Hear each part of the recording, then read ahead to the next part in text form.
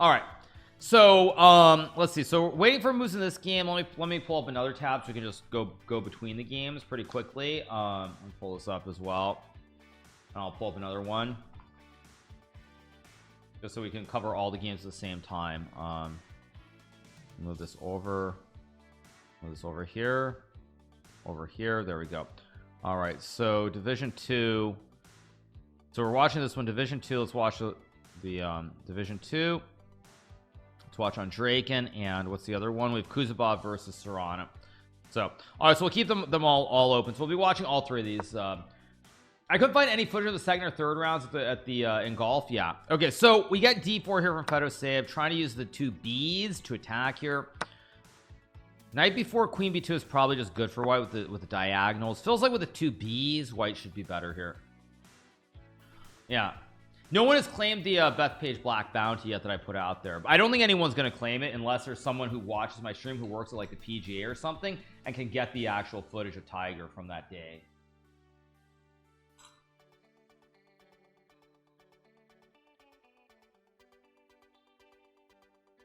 Big time edge, yeah. Actually, where's Artemiev? Could Artemiev qualify? He has 50 points. So Artemiev could also maybe sneak in if he wins this. Let me see what how many points you get. I'm not 100% sure. Division 2 Champions Chess Tour points. Let me see. I'm trying to see if I can tour points. Let's see. So Division 2, the winner gets 50 points. Second place gets 30. So Division 2, the winner gets 50, second place gets 30. So basically Artemiev, even if he wins, gets 50 points, so he will not be able to make it to the top 8. Fedoseev, if he loses, gets 30, which should put him ahead of Levon Aronian. So I think Fedoseev is definitely in the top 8. So that's what it looks like. But anyway, all right, so let's get back to the other games. One search says, so with all the Botas Hans gambling Twitter nonsense, when is the next ACR stream? I'm itching for some community poker, to be honest. I don't know, you guys. Maybe in the near future I'll reach out to them, see what they want to do. But yeah, it'd be pretty cool to do some more poker, of course. More poker, yes, why not? Levon is not going to be in the grand final. That is correct. So thank you so much for one, sir. I'll see if we can come up with I'll see if we can reach out to ACR and do another great stream. Anyway, let's see what we get here. Let's see what we get here from Andre. It looks bad for Andre in his position because Fabiano is e5, h5 a little bit weak. Maybe you go knight g4, but knight g4 I think hangs, and I think this is no good here. So probably bishop g4, but then knight f6, and there are problems here for Andrejkin. Definite problems. So in the other match we have Serrano versus Kuzubov, some kind of weird King's Indian, it looks like. Oh, this is actually what I just played in my double adoption. Or I don't know why my timer's on this scene. There shouldn't be a timer, sorry. I don't know what my timer set up. But anyway. Yeah, so this is exactly what I was just playing against the Indian kid, but Serrano, of course, plays it a little bit better. No surprise there. Looks like small edge for white. Maybe more, actually. Probably a little bit more, frankly, because here... Maybe not, though. The bishop is now open. There's also a diagonal. There's rook b8 as well, or e3. Maybe like e3 or something, or maybe rook b8. Hard to judge. So, back to the other game. Fedoseev versus Artemiev. I think Fedoseev is in pretty much no matter what, based on this. So, let's see. Fabiano's game we got. What do we get? We got rook e2, e5. So, I guess if you take... Not queen e7, takes. There might be something like d4, and this diagonal looks very, very deadly here with the double A battery incoming. So I think it's bad.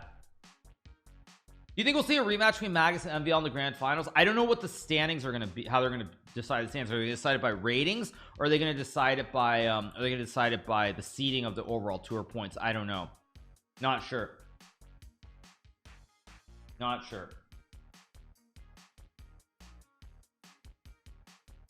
No,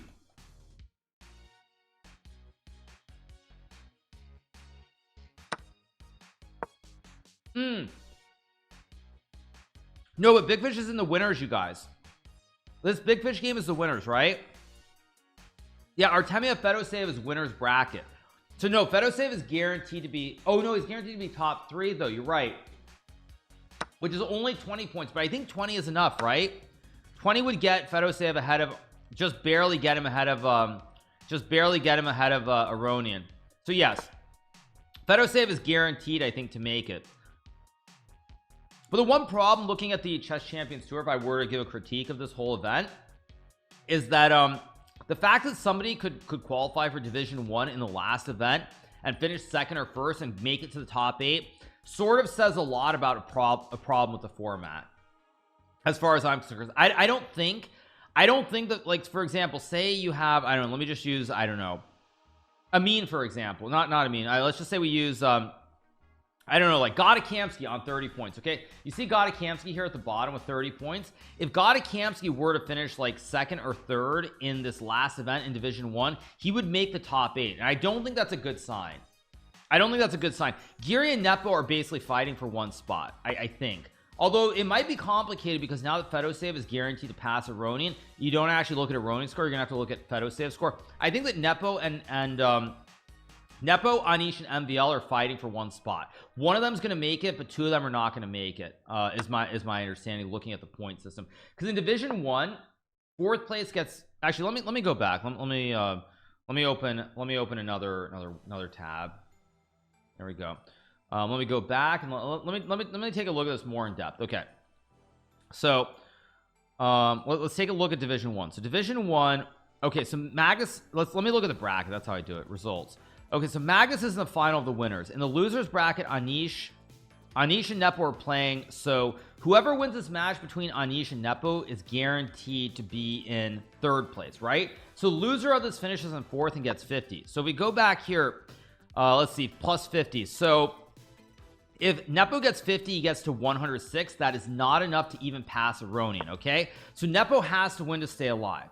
But let's assume Nepo wins. That means that Anish Giri, who is nowhere to be found, yeah, Anish is nowhere to be found here. Anish basically, if he loses, he's out. So if he wins, Nepo's eliminated. So one of those 2 is automatically eliminated, just looking at the point standing. And then they play Maxime, and Maxime, 3rd place, gets 75. So Maxime is nowhere to be found on this list either. And so Maxime, if he loses in the final of the losers bracket, he's eliminated. So the only way for Maxime to make it in is to win that, and that Maxime has to win it all. Maxime has to win everything to make it in. He's nowhere on this list. Or no, he's 30, sorry. So 30 plus 100. So Maxime could get to 130, which is enough, I think, assuming that Fedosave doesn't win Division 2. If Fedosave wins Division 2, I think Maxime, Nepo, and Anish, the only way they make it in is if they win the tournament. So it's very complicated here how they make it in, but we'll see. So let's see, back to the games. Let's take a look at the games, of course. Take a look at the games. Let's see. So Fedosave, so basically, yeah, I'm guaranteed to be in because I'm top 8 and I won one of the events. You read 9? No, in chat you're talking about golf again. It was this hole 7. I'm like 99% sure it's hole 7 because I know it was a par 4. It's not a par 3. So anyway, Fedosave's better, but this should be a draw. So basically what Anish, basically all the people in Division 1 are rooting for Fedosave to lose. So if Fedosave wins Division 2, it's going to really make it very, very difficult because he's going to get 50 points, which means if Fedosave gets 50 points, you have to get to 148 to make it. And if Fedosave is number 8 at 148, 140, I think the only way you make it in is by winning it. Because then everybody has to win. Maxime would have to win the event. Nepo would have to win the event. Nepo would have to win the event too, or Nepo actually could finish 2nd, I guess, and make it in with 156. Maybe Nepo could pip him. But again, very, very, very, very murky for the standings.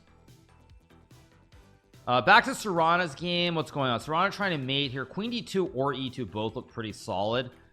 I actually don't see after Queen d2. I don't see it. I think Queen d2 is just a draw. He plays Queen e4, also reasonable to hit the rook and the pawn.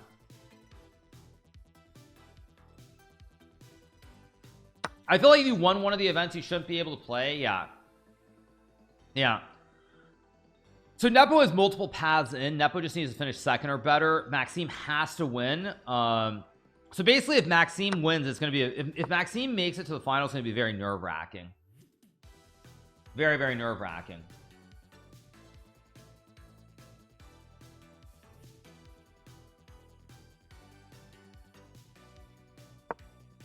Okay, so this is going to be a draw. Moving on. Fabiano has rook g6 and there's a pin. And now you can just trade and g3 is weak. Yeah, actually it's just winning. Plays rook h2, but you just trade and you take and you win. You got to pass p, you push p. You're pushing p here. Push the p. Yeah, you're just pushing the p. Takes rook a1. Wait, there's king c. No, then rook c2. Yeah, here rook c2 takes a2. Rook e2, of course, to cut off any weird knight jumps with these knights is very easy, and then just a2. So Fabiano's gonna win here. So Fabiano wins. He wins game one. Let's move along.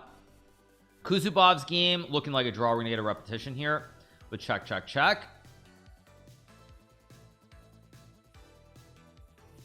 So Fabiano's up 1-0 in the losers bracket. He'll play the winner of this match between Serrana and Kuzubov. What else do we have? Fedosev's game was a draw. I don't know if they... Oh, I don't think there's a break between the games, actually, which is interesting. There's no break, so... Yeah, in Division 2, I guess there's no break. Surprisingly. So what else do we have? And then we have the... Winners bracket, maybe there's a short break. But, alright, let's keep going. Am I playing not in this one? I'm already out of this event, which I'm happy, by the way. I'm happy to be not in this event, if I'm being honest. I shouldn't say that, but I am happy. Because right now, the way I've been playing, I just much rather chill and relax and cover the games, play Blitz and stream, at least for the next week or so, until the serious events begin. And that's not to, like, diminish this event necessarily, but the fact that I'm already qualified, and the fact that I really just have not been enjoying Rapid Chess Online, at least for the last, like, 3 to 4 months, I am kind of happy. Why is Fabiano in Division 2? Because he did not qualify for Division 1. That's why. Yeah. He lost to somebody. But you lose money, though. Yes, you guys. Obviously. Yes, obviously I care that much about this. If this was the old days, I would care. I don't, though, in this day and age. So, thank you. Yeah. Interesting. Market rallying, by the way, speaking of money. Interesting. Bit of a rally. Interesting. Anyway. All right. So, let's see what's going to happen. Fabiano is up 1-0. So Fabiano only needs to draw with the white pieces. The other game was a draw in game number 1 between Kuzubov and Serrana, and then Fedosev's game has not started yet, but we will leave that there. I'm going to rejoin when playing. Yeah, I don't know what you mean. Markets are oversold. I don't know if they are. I don't think they are, actually. I think we should tank, if I'm being honest. I think we should tank. I think you look at rates. Rates are not going down anytime soon. We're going to have high rates for a long time. With high rates for a long time going forward, mortgage rates, I mean, mortgage rates might hit 8%. I don't know if they will, but they could hit 8%. I'm a little bit skeptical. So, let's see what we get from Andrei here. He plays knight f5. He wants to go knight d4, but even this position where you're able to get some like b6, even something like this, it's still not all that great for black, even with the chain of pawns, because white can always play b4. So even like c4, for example, it's very hard to do anything in this position. So I don't love it. If we hit 8% as big short, I said mortgage rates. I didn't say the interest rate. I said mortgage rates. But can we get b6 here? Castles. If bishop a6, you have rook d1 to guard the pawn. If castles, there might be g4, maybe h3 as well.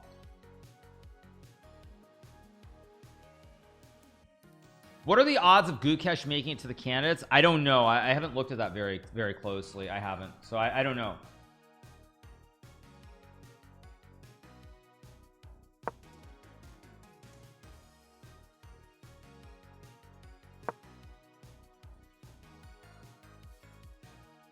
I think Division 1 starts in about 21 minutes. So Division 1 will be starting fairly soon.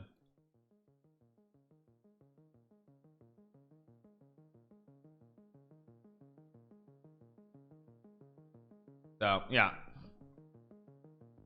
All right, so anyway, you guys, as you guys are wondering, we will be covering Division 1 starting fairly soon. Right now it's Division 2.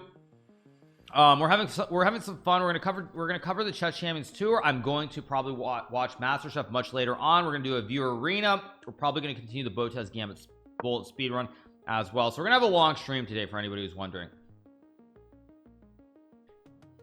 So Rook C1 idea to trade and play Bishop C7, I assume, some idea like that. The other game has begun.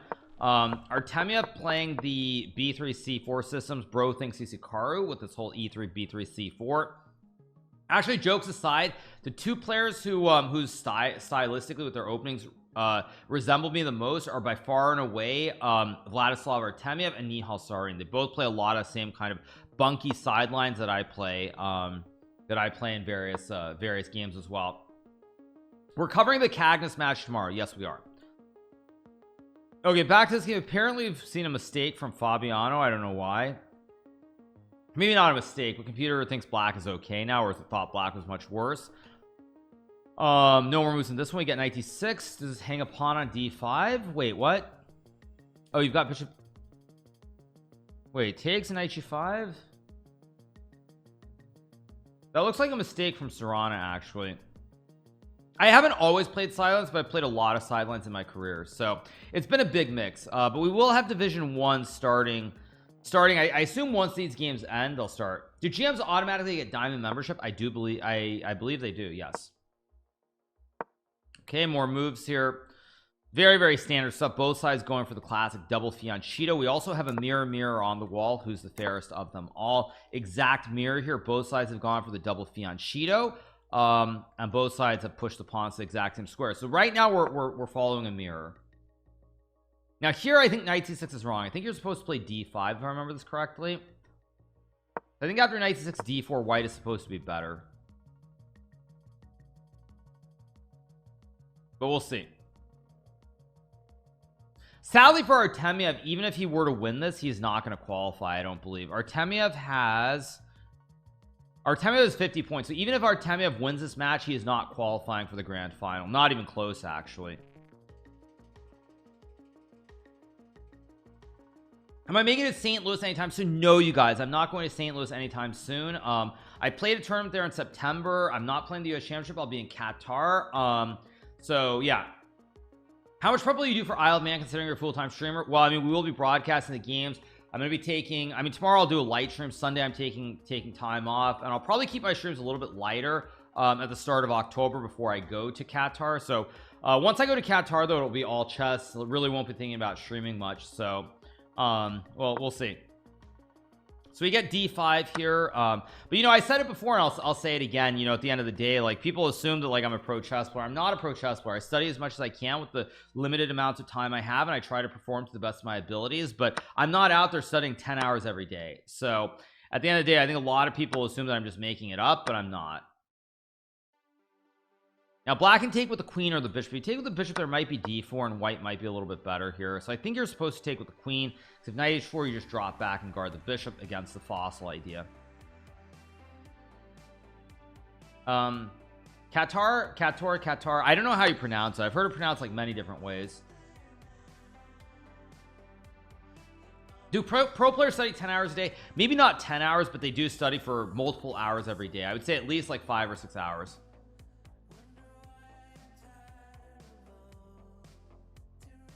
So, all right, waiting for a move here from Artemiev. The other game between Fabian and Andregan. Apparently Andregan's gotten a position that's relatively decent for him after queen b8 and bishop b7 according to the computer. Is that realistic? Unclear, but we'll see. Do I study MasterChef? I'm watching so much food stuff on YouTube now. It's unbelievable. I'm a huge fan actually of Guga Foods. He's basically the steak guy. It's funny, there's a video recently where he was critiquing Asman. Golden Asman's ridiculous, like $2 steak or whatever it was. But I've been watching a lot of food stuff on YouTube. Yeah. All right, what else? We still haven't seen knight takes d5 in this game being played. How is it possible that you study many you don't study many hours and beat other players, study 6 or more days? What's the point of studying? Well, in Blitz and Bullet it's very different. I mean, rapid chess, for example, also to some degree it's not quite the same either, but it's much more about intuition in Blitz. Like when you're out of preparation very early in the game, much more of Blitz is about intuition and time usage than anything else. And if my intuition is just better than other players, then it doesn't matter that much. So let's see what Kuzubov does here. He's still thinking about taking the pawn on d5. Fabiano's game, we did get queen b8 with the idea of bishop b7 and queen 4 played here. e6 played, idea bishop b7. Slight advantage here for Andreikin because he can go here, nice diagonal. He can also double stack and target the pawn. Fabiano in a little bit of trouble in this game. In the other game, no moves. Bishop d5, d4, knight d7 played. Let's see what Artemiev does. Have I ever been to India? Yes, I have, a couple of times. A couple of times I've been to India, yeah. I've been to India, yeah, a few times over the years. So. Have I done simuls? I've done some simuls, like in Detroit and other places, but not a lot. Next tournament is the Qatar Masters starting on October 10th, I believe. Am I ever going to Australia? One day I will, yeah.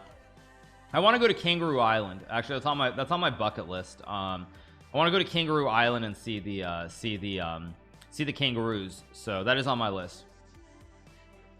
We get b3, probably rook d8 here. Fabiano's going to try it, I think, go d4 here or something like this, but this might be bad because of b5 opening up the diagonal.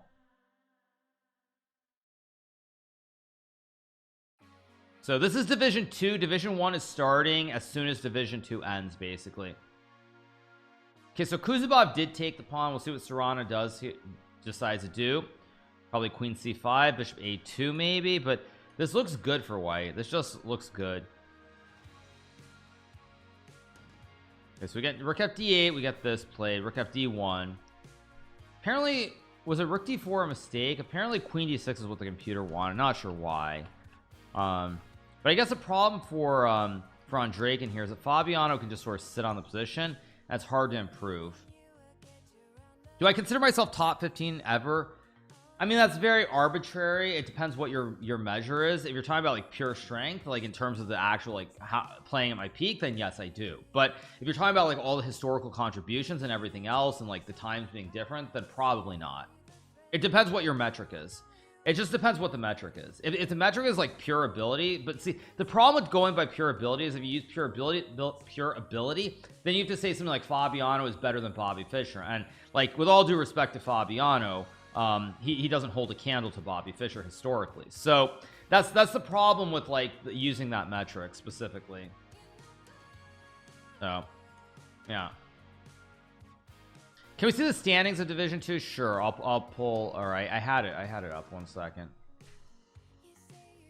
Let's pull this up. You want to see the standings? So Division 2, the results are this. These are losers brackets games. In the losers bracket, we have. Wait, is this Division 2 or Division 3? This is Division 2. Wait, Serrano, Fedoseev. Yeah, we have.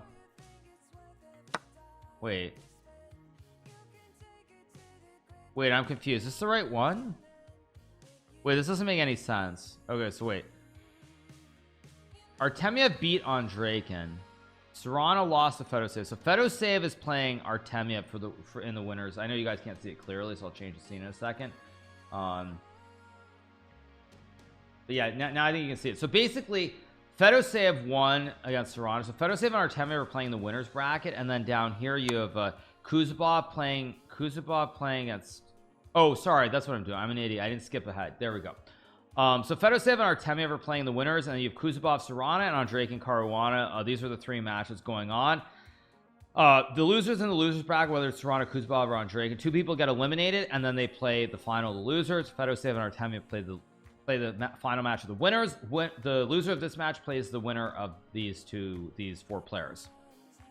So back to the games. Let me change the scene, of course. Where was I? There we are. Yeah, see what we got here.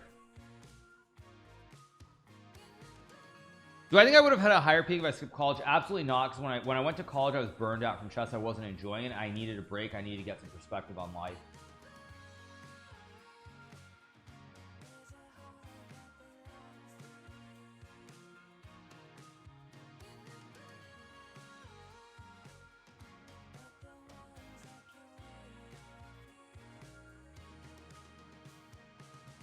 So yeah,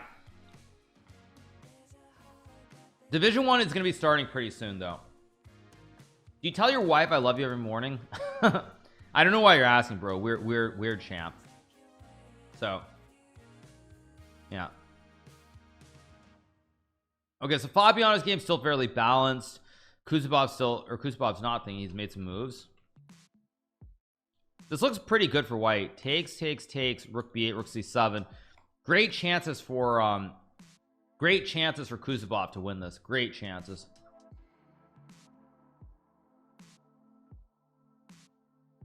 So I think Serrano is about to be eliminated from Division 2. The other game's still waiting for a move here. Probably King G8 will be played by Fedoseev. But I think it's pretty clear for Fedoseev, he has to win this match. If he doesn't win this match and win the event, he can't make the final. He has to win this event and hope to make it to the grand final with the top 8.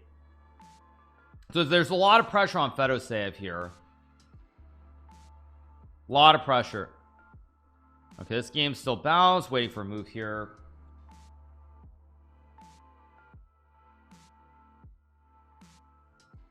Do I think Kramnik brought more new ideas to chess than Vichy? Absolutely. Kramnik's contributions in terms of opening theory are almost unparalleled, actually.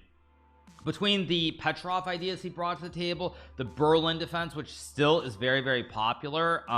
Yeah, Kramnik's ideas are very, very impressive. His contributions are probably, I would say, I mean, Gary's contributions are higher objectively in terms of theory, but I feel like Kramnik is up there with Gary. They're both up there.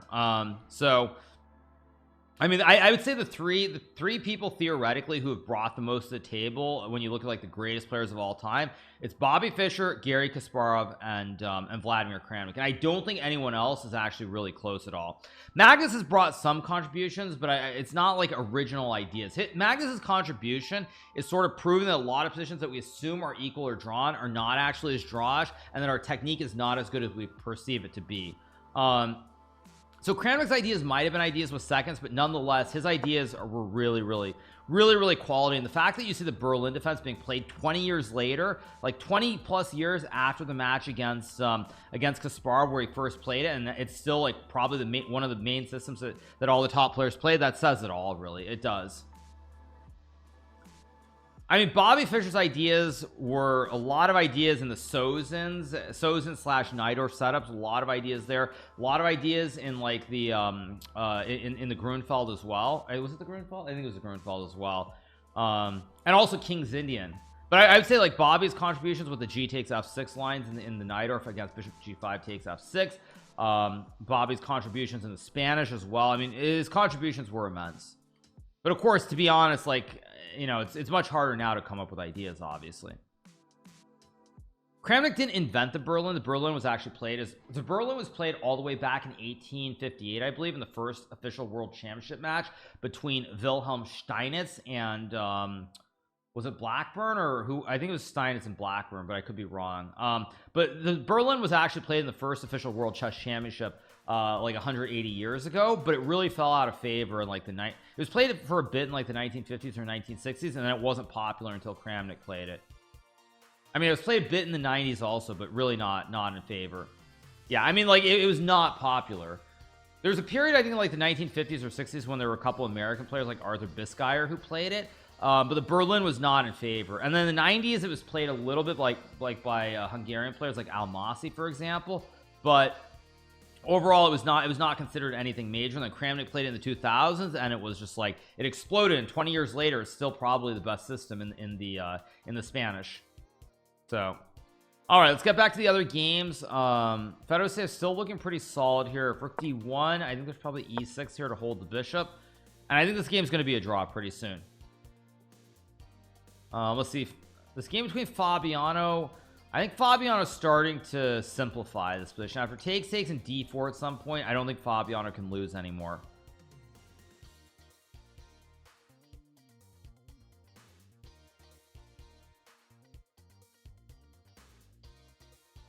So all right, let's see what else do we have.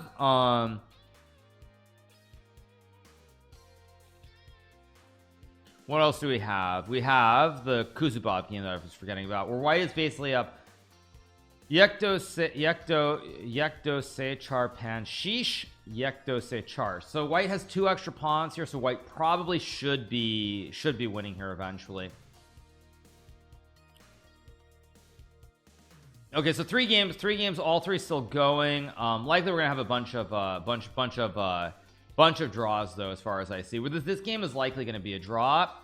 This game is likely going to be a draw. This game is likely going to be a win for white. So probably I expect Kuzubov to win this game, threatening bishop f1 here to hit the queen, maybe bishop c4. Do I see myself as an artist or a butcher?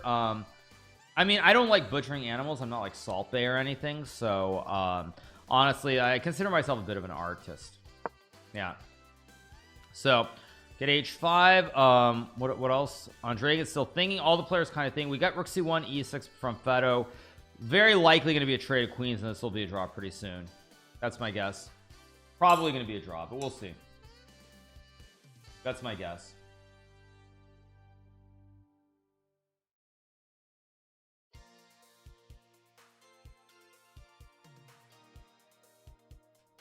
Salt Bae, yeah. I don't know. I was considering going to Nusret when I was in Istanbul, but I ended up not going.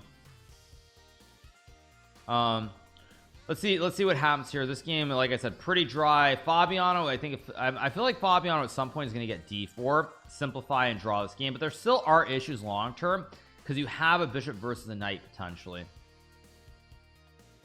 When I first studied Bobby's Game of the Century, I remember when I was very little, you guys, when I was about like 9 years old, maybe I was even 8. I don't remember how old I was, but basically my stepfather and I were just like training, and he had the book and he opens it and we're going over the game on a physical chessboard, and I think it's when I was 8 or maybe I just turned 9, looking at my 60 most memorable games. So ages ago, a very, very long time ago. Back when I was still fairly young.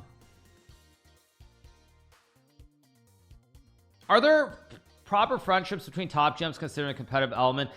Generally I would say no. I would say that we're all on very good terms for the most part, but I would not go so far as to say that we're like best friends. I don't think anybody is per se.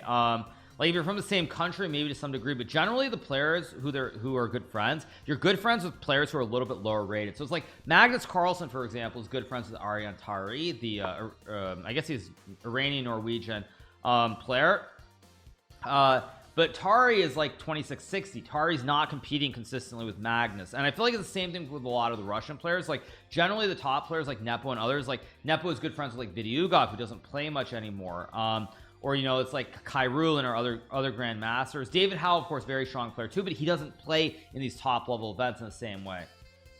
So yeah, Fabiano's position getting a little bit icky here, a little bit icky because the g2 pawn is weak. If you go here, you lose the e pawn, and black it's a legendary triple stack.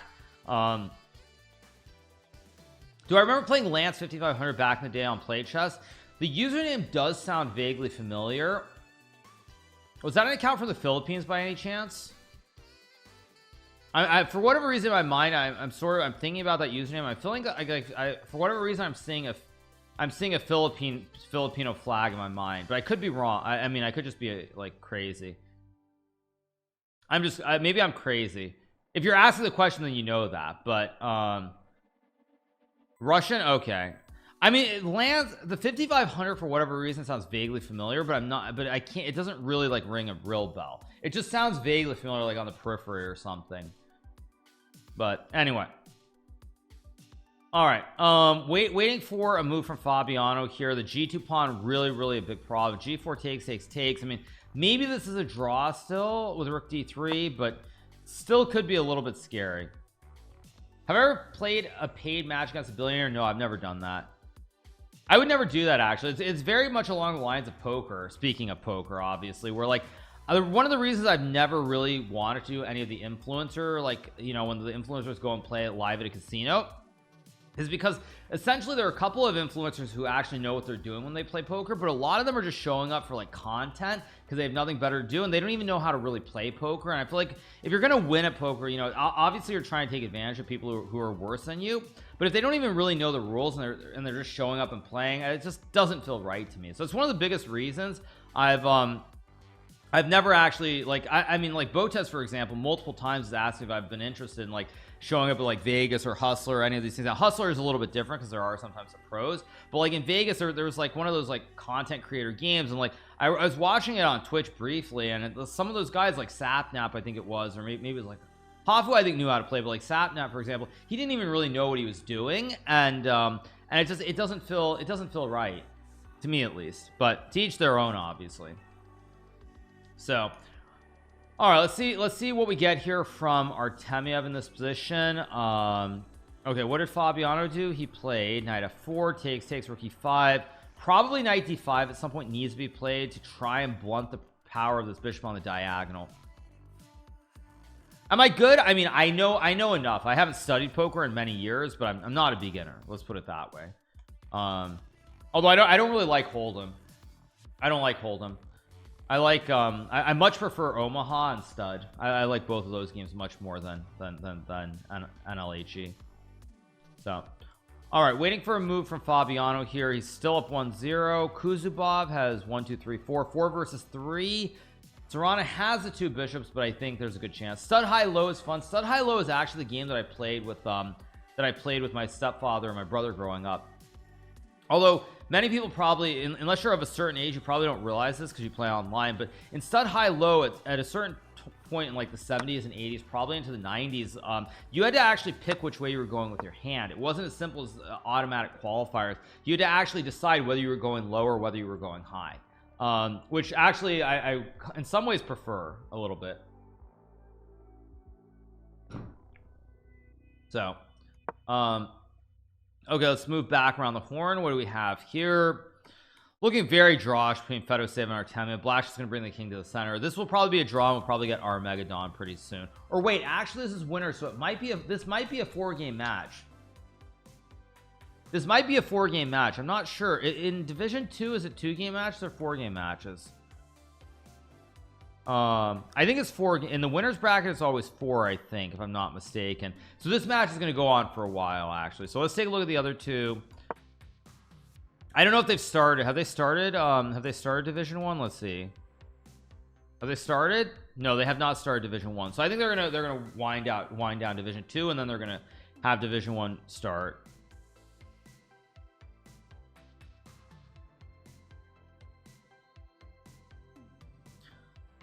So okay, let's see. Kuzubov slowly messing this up, it feels like, because now the pawn on d5, like, feels like pawn on d5 is a little bit weak.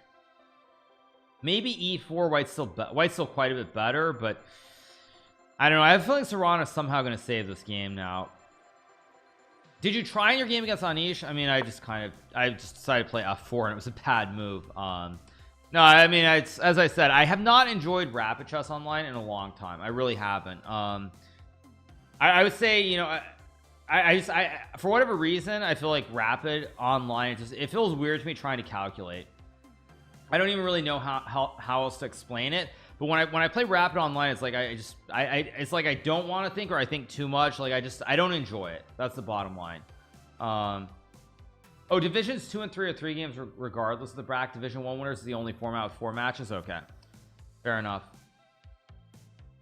So yeah, I will cover Giri Nepo. We're going to cover all of it. I don't think this is too slow. I think Dubov said something similar. I feel like Rapid over the board I have no issue with, but online, for whatever reason, I think because I'm so conditioned to playing Blitz and Bullet, I've just lost any interest in it. I really have. I mean, I'm sure that's not what chess.com would want to hear, but in general, I just feel like when I play online, I play anything other than Blitz or Bullet. Like when I play Rapid, it's like I sort of start to think to myself, like, why am I wasting my time doing this? I mean, Rapid I did fine, by the way. To be clear, I did very well in the first 2 events. I lost to Magnus in the finals of the first one. I think I won the second one.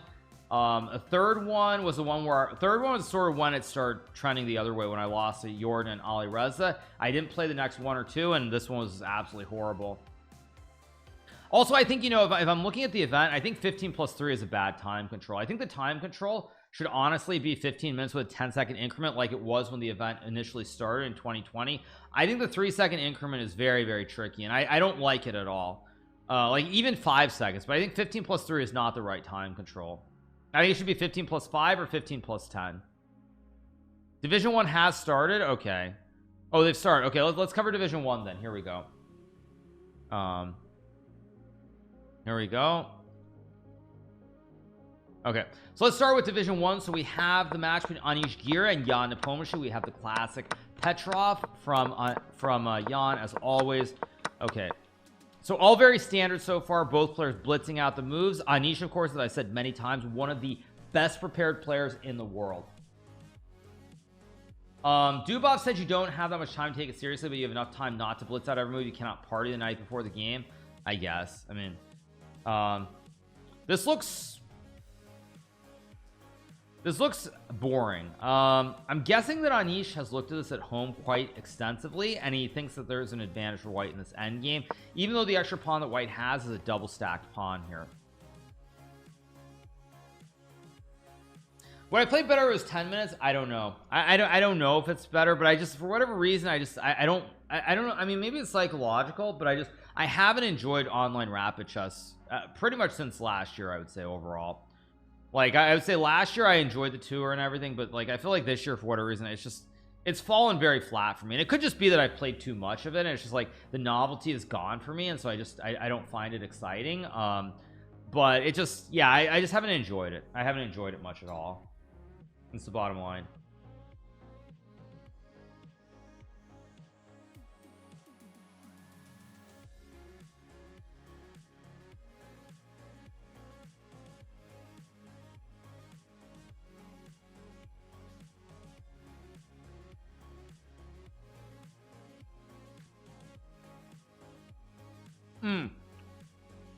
Division 2 is 4 games. Okay,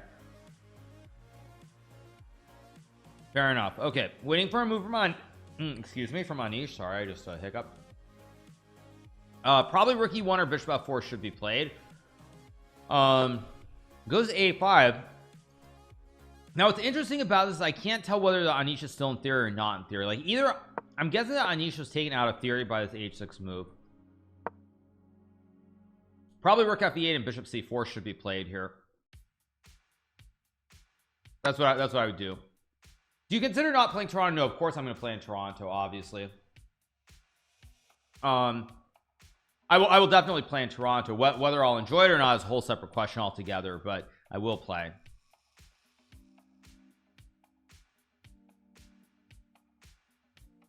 So probably Jan will either go bishop b6 or bishop c4 here, I would guess. I don't know which one he'll play, but one of these two moves should be played. But yeah, I think maybe the main thing for me is that with rapid online, I just haven't enjoyed it. And I think probably it's more than anything, it's because the novelty is just gone for me. The novelty of like playing quote unquote serious games of chess online, and like it's just, I feel like I've done too much of it. Maybe that's what I would say. So big match here, by the way, because whoever loses this match is eliminated. They will not make it to the grand final in Toronto. Am I Japanese? I'm half Japanese. I'm a hafu, as they say. Does anyone else find Anish's tweets obtuse? Anish's tweets are definitely out there. They require a certain type of humor, but sometimes he's also not being funny. That's the thing that makes it very, very tricky. You never really know with Anish like what he's trying to say. And he also sometimes says things intentionally a certain way when it's very clear what it means. Like, so it's like sometimes, yeah, sometimes it's a little bit weird, but yeah. When was the last time I played classical over the board? That would be the FIDE World Cup at the beginning of August. Any chance we get to see you in Germany or the UK in 2023? No. I don't like Anish's position here, by the way. I really don't like it.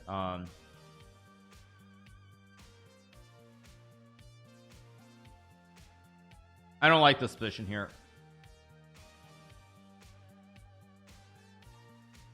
In one hand, it looks like you're not playing professional chess like before, but you have pretty much participated in every professional tournament. I have not actually, to be fair, though. Like, I haven't. Like, if I was a professional chess player, I would have played in the Grand Chess Tour, which I believe is like 4 or 5 tournaments this year. I did not play it. So, if I were truly a pro chess player, I would have played the Grand Chess Tour. That's the thing I have not played specifically. So you could say, yeah, I played the World Cup, for example, because I had nothing else going on. And I mean, I'm in a situation where if I have a chance to qualify for the candidates, why would I not try to at least play the tournaments? So in general, yeah, like I've played a good chunk, but I have not. I will say I played more over the board classical chess than I would have liked to this year. I wish I had played a little bit less, honestly. I've traveled a lot more than I was hoping to travel, but nonetheless, it is what it is. Do I decline many tournament invitations? Yeah, I mean, anytime I get an invite to a tournament, I pretty much decline it. The only tournaments I choose to play are tournaments that basically I'm a big fan of the organizers. For example, I like what the organizers are doing chess wise. I think they're making strides for trying to improve the game.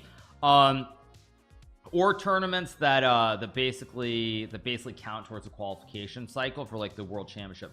That's pretty much the only that's pretty much my criteria. So for example, Norway chess was not really a tournament that counted towards anything specifically, but I really do like the organizers. I love the location. I think they put together a very, very good event, and it feels like it's a tournament worth supporting. So yeah. Recently there was a site. Yes, I actually put the link in chat for anyone who's wondering. I have the link here. Just again, if you want to have fun with that link, there's the link one more time with the rows and score. It's a lot of fun. It's a hilarious it's an absolutely hilarious site. But yeah, so as I was saying, big appearance fees are a thing of the past. For anybody who's wondering, there are a handful of events that do have that, but most tournaments these days put all the money in the prize fund and not in appearance fees. That's something that was very popular probably even up until maybe the 2000s or 2010s, but nowadays all the money just automatically goes into the prize fund. So what criteria does Qatar Masters fall in? Basically, it's, you know, I've known Nepomniachtchi, the organizer, for quite a while. I mean, many years actually. I played him in Bermuda in, like, God knows, like 2002 or 2001 or something insanely long ago at any rate. So I mean, I've known him for quite a while. Additionally, it's a tournament that counts towards trying to qualify for the candidates. So that's the other thing. I mean, it counts towards the candidates, so there's really no reason not to play. I did get a double adoption earlier, so that site should have updated. Let's see, did it update? Let's click. Let's see, did it update already? Let's see. Or wait, let's see. Let's check quickly one more time. Oh, it updated. Oh my gosh, you guys, it updated. Wow, it updated. I'm impressed. That site, they are on the money, you guys. Holy mackerel. Why is this scene so bad, by the way? I'm trying to figure out why this scene is so bad. Why is it not full the way it should be? Yeah, I'm trying to figure out why is it not full scene. Yeah, there we go. Okay, that's better.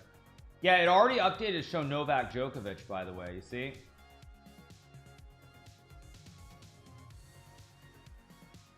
Yeah, it already updated to show Novak Djokovic. That's pretty impressive, isn't it, you guys? That's pretty impressive. The site already updated to show Novak Djokovic right here. That's impressive. That's impressive that it updated that quickly. That's insane that it updated. It updated. I mean, I won that game. I won that match like an hour ago, and the site already updated to show the double adoption. That's just insane, you guys. That's insane. Anyway, all right, let's get back to the games. Change of scene. Yeah. Okay, Artemyev's game was a draw, which is not surprising. Let's go back to the game between Anish and, of course, Nepo. Anish deep in the tank, not good. Magnus says he plays some tournaments like Qatar only for the social side of it. Outside of the tournament, he's traveling. There were some GM and IM friends that also play. Yeah, I mean, no doubt he is. So for sure. But at any rate, no, the bottom line is, like, when I look at tournaments these days, like, I'll give you another example. I was invited to, I think, the Czech tournament that's happening in, like, February or February or March or something next year, whenever it is. And I already declined that tournament because it doesn't really fit any of the criteria of what I'm looking at. So that's the bottom line. There are tournaments that, like, there's some tournaments that I play, like Norway chess is a great tournament, but it doesn't necessarily, you know, classify in any, it doesn't fit any category in terms of, like, the, like, professional chess scene. But what it does do is it's a tournament that has top players, so the competition is good. I love what the organizers are doing. Every year they have to find a budget. They don't have any, like, wealthy individuals who are just, like, sponsoring the tournaments. They always have to find new sponsors. It's always a bit of a struggle, but they're always trying to be innovative and come up with ideas. And I think it's great what they're doing for chess. So anytime I look at tournaments, it's always the that's always the thing. So let's see what we get here. Why did I last minute cancel Tata in the Netherlands? There were quite a few reasons that I canceled it. You look good today, my friend. No homo though. Yeah, although I will say with Tata still, I mean, I do like what Jeroen Vandenberg does with the event. I mean, he's also another organizer where the budget is always a little bit tricky finding the budget for the tournament and getting the sponsors and everything else. And I think, you know, they do a great job putting the tournament together. So it's another person that I like what they're doing. Probably Rook D2 here from Nepo to create the classic Kebab on the 7th rank. A Kebab and then Rook E5. Now this should be a draw with perfect play, but Nepo is going to have an outside juicer they can push up the board. I'm kind of worried for Anish long term. I'm actually legitimately worried. Now on first glance you think, oh, you have a classic fossil, but unlike ExxonMobil, this is not a fossil because you get ice skated on the back rank here if you go for the fossil. So this is a situation where trying to dig for the fossils would be a big mistake. Probably have to go King F1 here. And it's still a draw, but black does have an outside pawn he can push down the road.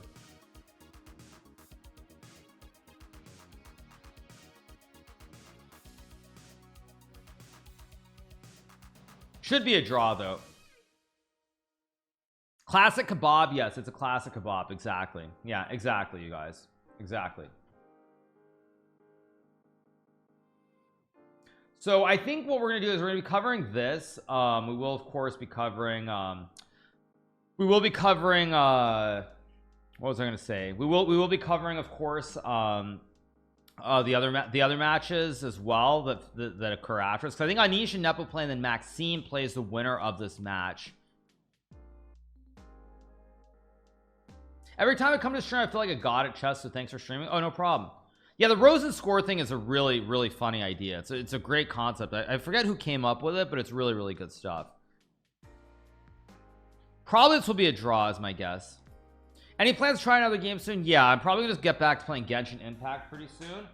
And I'm also probably going to play Dragon Air pretty soon, and maybe I'll even get back to Liza P in the near future. I'm not sure. Yeah, I'll probably get back to all three of those games very soon. What's your favorite meal you never get tired of? There are many things that I don't get tired of. I'd say one of my first personal favorites is probably lentils. I love lentils. Just lentils on their own are just incredible. I love it. I love lentils. I could probably eat lentils every day. Black beans, another thing that I really like. Of course, they're very high in fiber. Those are two things that I could just eat nonstop. Perfect salmon nigiri, like salmon on rice, where the rice is really soft and perfectly done, and the salmon is perfect. I could also eat that like every day too. Oh, Street Fighter 6. Oh right, I mentioned that before. Yeah, maybe probably this will be a draw, I think, but Nepo, we'll see what Nepo does here. We'll see. Rice has to be cooked to be good. Yeah, exactly, that's true.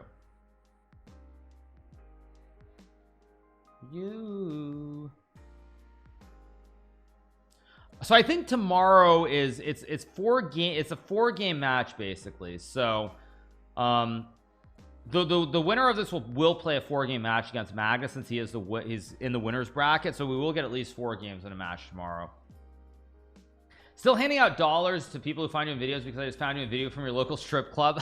Surprisingly it's full. Good one, dude, good one.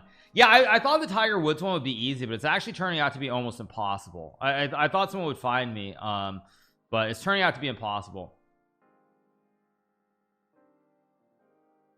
So anyway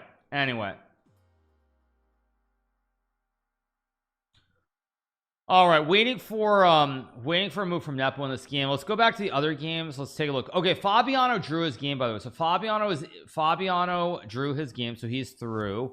Okay, so Kuzubov won. So Fabiano, I believe Fabiano and Serrano have to play now, I think.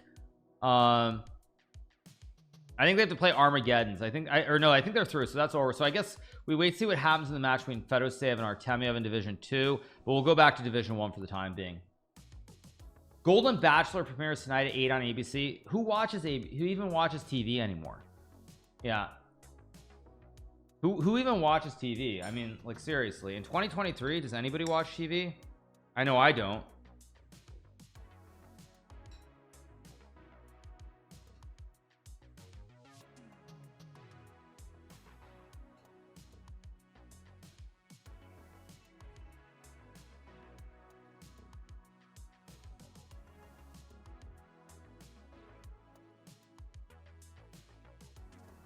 Okay, Nepo's deep in the tank. I wonder what he's thinking about. Is he's like trying to figure out A5, F5, or C5, or is he just bored? That's what I'm wondering. I go to Canada with my private jet. A, I don't have a private jet. B, that would be kind of stupid.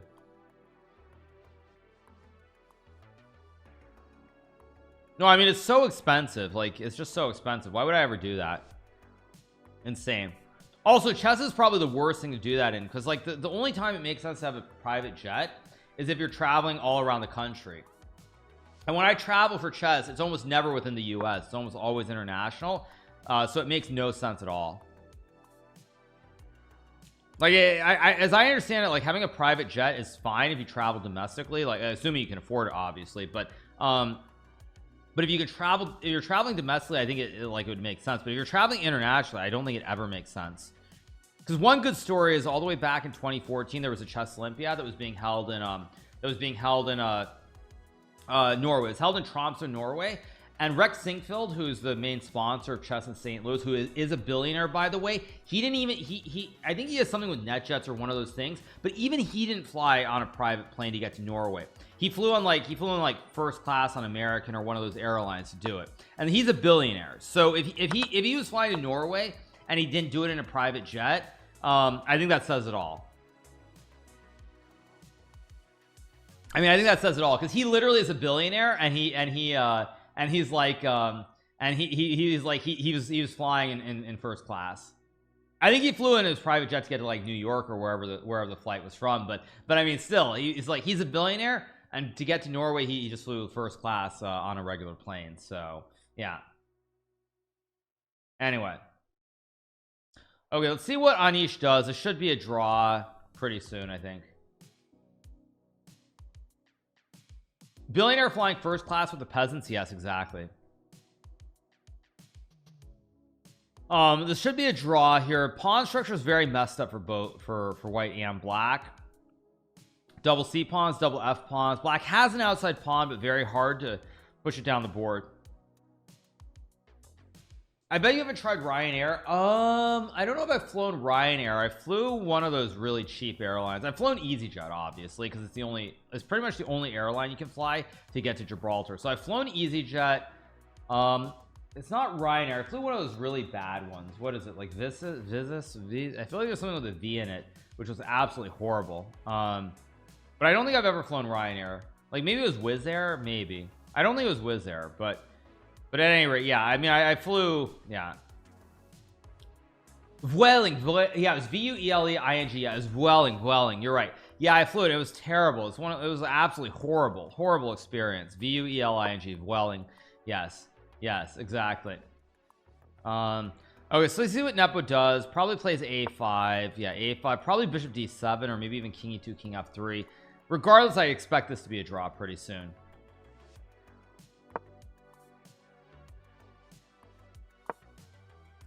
King G7. Do you only fly in first class? No, I actually, when I came back from when I flew to St. Louis for the tournament recently in September, I flew in economy. And even on the long flight back from LA to Fort Lauderdale, which was on JetBlue, I just flew in economy. It was like $1,000 for like Mint or something, just for a 5-hour flight from LA to Florida. Like, that's just too stupid. I mean, that's just flushing money down the toilet for no reason. So let's see what Nepo does here. We get King F3. It's like Rook D6, Rook D2, I guess, or something. Again, something like King E2, Rook F6, King F3. This is going to be a draw pretty soon. Very, very boring first game.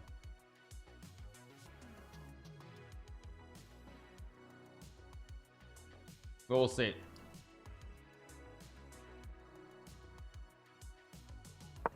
We get King E2, Rook F6, King F3, I assume. Yeah, I think we're gonna get King F3. I mean, I'd be surprised if Anish is trying to win here. Every business or first class flight is washing money down the drain. Well, for long flights across the ocean, not always, if you can afford it. Okay, so we're gonna get a draw in this game. So the first game is gonna be a draw. I think there's gonna be a 10-minute break after, so I'm probably gonna go use the restroom quickly, and then we will keep going. We are gonna get to the speedrun a little bit later on, though, for anyone who's wondering. We will be getting to that pretty soon.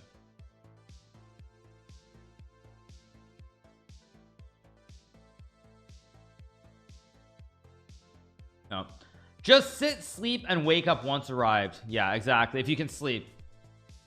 Yeah, it just depends. But the long flights, like when I was young, I could do them in economy. I mean, obviously I had no choice, but I would say when you have like those 8-9 hour flights across the ocean, it's pretty rough. It is pretty rough.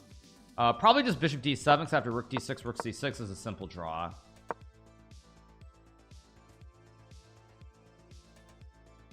Yeah, I expect bishop d7, rook d6, and then rook c6. If you go bishop a4 and we get rook d2, still probably a draw, but it starts to feel a little bit scary with the kebab on the 7th rank.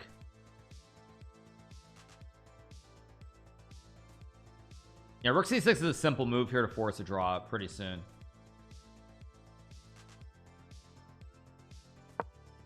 Okay, rook c6, and let's move on to game 2 in a second. Do I think accuracy percentages really matter? No, of course they don't. Actually, I'll say this, like, it's bizarre to me that people, and maybe it's just to try and overhype it in terms of like why the commentators bring it up, but the reason that you have the chess.com accuracy score has nothing to do with top level chess. It has everything to do with keeping people who are amateurs at the game of chess interested and feeling like when they played a good game they'll want to play more games. It has nothing to do with professional chess at all. And so I'm always stunned whenever I hear people bring it up, because the only reason it exists is to give weaker players a dopamine hit, so they want to keep playing more games. Like they play a game like you're 1200, you play a game and it shows like 85%, you're like, oh yeah, I played 85%, okay, let's go again, maybe I can get 90%, maybe even 88%. And so it's a way of like keeping people hooked on it to want to play more games. It has nothing to do whatsoever with professional chess, and I'm just astounded to see like Chess24 bringing that up, because like the Magnus game against like MVL, I mean, like they said 99.9 versus 99.8 or something. The moves were so easy, which is exactly why Magnus, essentially the same reaction I did, which is like, it was a good game, but I mean, be serious, the moves were very easy to play. There was nothing special about it. So it's always surprised me when I hear people bring it up, because it makes no sense at all that people don't understand the actual reason it exists. Like if you're a 1000 player and you play and you go do the game review and you see like 90%, you're gonna feel really good about yourself. You're gonna be like really pumped up, ready to go again, play another game. If you see, if you see that accuracy, and then if you see like 2 brilliant moves, like 2 double X moves, like, oh yeah, I'm good, okay, let's go, like I'm improving, I'm gonna start doing better, all this stuff. And so to me it's just very, very bizarre. It's very bizarre to see. This, by the way, is a draw even if black somehow got this. This is how drawn this endgame is. Actually, wait, no, sorry. I was gonna set it up like this. Like, even if you get this, for example, even this is a draw. Like, even this is a draw, even if black gets everything. So, I don't even know why they're still playing. Unless there's there's a little bit of a wrinkle here, actually. I realize there's a little wrinkle here. If you take a4, your king can't actually get over, because after king d1, bishop e3, your king is cut. Oh, there's a little wrinkle here. And if you go like king d3, there's again a3, and you can't get the king over. You go c4, there's a2. There's a little wrinkle here. There's a little bit of a wrinkle here that you'd be careful with. I think the move here is king d3. Wait, this is interesting. Wait, he takes? No, this is an easy draw. You just wait. You just wait this way and you keep the king here. Never mind. It's just an easy draw, because you just sit on the diagonal and it's an easy draw. So never mind. More moves. Let me refresh. This will be a draw pretty soon. Chess.com benefits from 800s much more than top pro players. Oh, absolutely. Absolutely. Yeah, this will just be a draw. Bishop b3, bishop a2.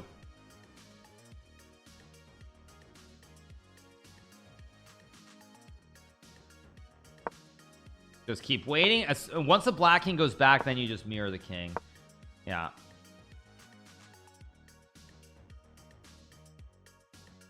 Yeah, game ends in a draw, so the first game of this match is a draw. So I'm gonna go use the restroom very quickly, you guys. We're gonna keep going. We'll cover the end of this match, the next match between either MVL and Anish or MVL and Nepo. So I'm gonna use the restroom very quickly, and we will be right back, you guys. Okay, you guys, we're back. Okay, sorry about that. So let's keep going. Next team will be starting in 10 minutes. Let me just take a quick look, see what else we have in Division 2. Artemiev and Fedoseev drew their first 2 games. Game number 3, by the way, is pretty funny. This is anyone who's followed the career of a certain player by the name of Hikaru Nakamura would probably notice that this opening features Bishop C5, which was played by Andrei Yesipenko against Hikaru Nakamura in the FIDE Grand Prix in Berlin. And true to form, Vladimir Fedoseev plays his Queen C2 move, which Hikaru played to beat Yesipenko and go on to win the first FIDE Grand Prix in Berlin in 2022.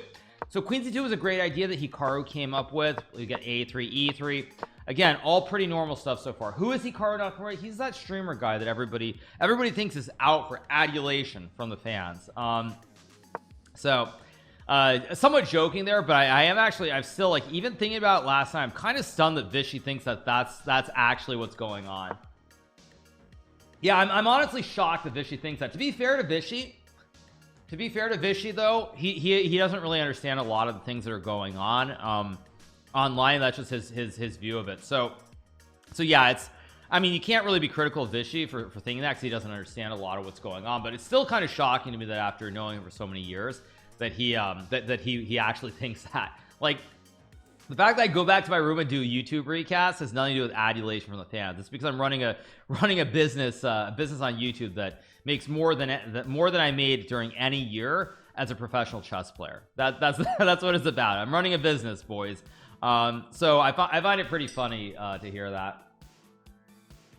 Yeah, but again, there's no way Vishy would know that. To be fair, there's no way Vishy would know that, because of course nothing is transparent with any of this stuff at all, to be fair. Yeah, we get Rook D1 played here. So who is the first GM I ever played? The first Grandmaster that I ever played, I think the first Grandmaster that I ever played was Alex Scherzer. I'm not certain on that, but I think I played Alex Scherzer when I was like 8 years old. Unfortunately, Alex Scherzer, an American Grandmaster, recently he did pass on, unfortunately, but I believe that he is the first Grandmaster I ever played. No, I lost the game, but I'm pretty sure he's the first Grandmaster. I could be wrong on that, but I'm pretty sure he's the first GM I ever played. Yeah, I'm a businessman, not a businessman. Yes, exactly. Who are the best young players? They are Indian players. Speaking of the Indians, they are, I would say the best players right now, in my opinion, but I don't think it's even close, by the way, are D Gukesh and of course Ramesh Babu Pragnananta. I don't think it's even close. Prag's been on a big tear recently playing tournaments. I don't think anyone is close. Buddy Pranav is amazing too, but I think that if you look at it, like, Gukesh and Prag are on fire. They're both lighting it up, and I mean, I don't think any other juniors are really close. Yeah, not even close, including the so-called guy who wants to be the first American world champion. But yeah, so yeah, yeah, he barely he drew a 2490 Canadian player that I played a lot. Actually, I played a lot of blitz against Mr. Sean Lemieux, and Hans couldn't even beat him with the white piece in a classical game. So yeah, not close. Let's leave it at that. So Noterbeck is another junior who has a lot of potential, but I feel like Noterbeck's lost something in the last like 6 months to the year. Like, Noterbeck was really impressing me, but somehow over the last like 6 months, I feel like something's just missing. Ali Reza is of course very good, but I consider Ali Reza to be established as like an absolute elite player, so I don't really consider him a junior. He might technically still be a junior, but I don't really consider him in that category because he's well established as a phenomenal perennial top 10 player. So yeah, so I think at the end of the day, that's the bottom line.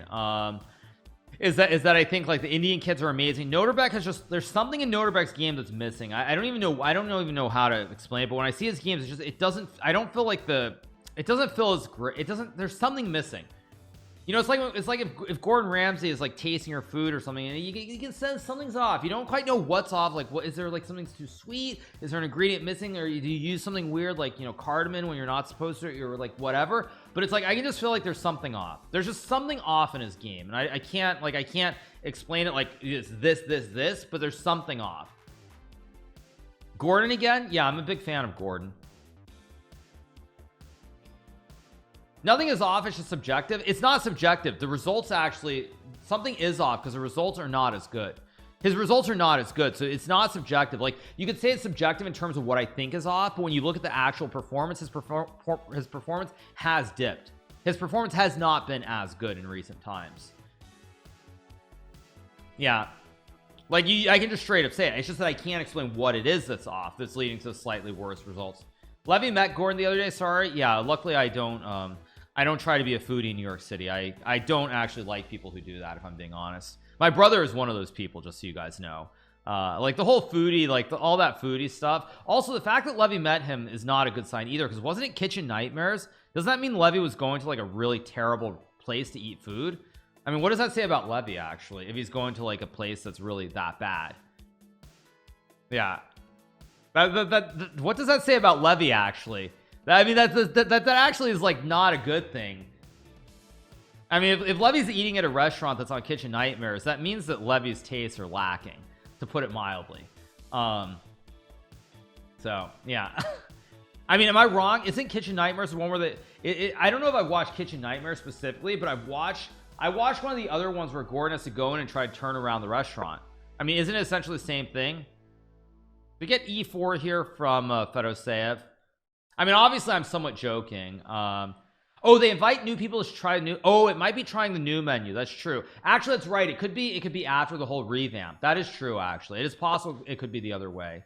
Yeah, it could be eating there when it's turned around. Yeah, I've always thought it's funny how magically, like, when you watch those shows and after they turn around, it's always a packed house. But anyway, yeah. So okay, waiting for a move here. Bishop E3 apparently not the best move. Let's go back. We don't have a game between Anish yet, so we'll still cover game number 2. I should watch Bar Rescue. Is Bar Rescue the one where they over pour drinks and stuff? I might have seen an episode of that, actually. Yeah, I think I might have watched that. One second, let me get my coffee.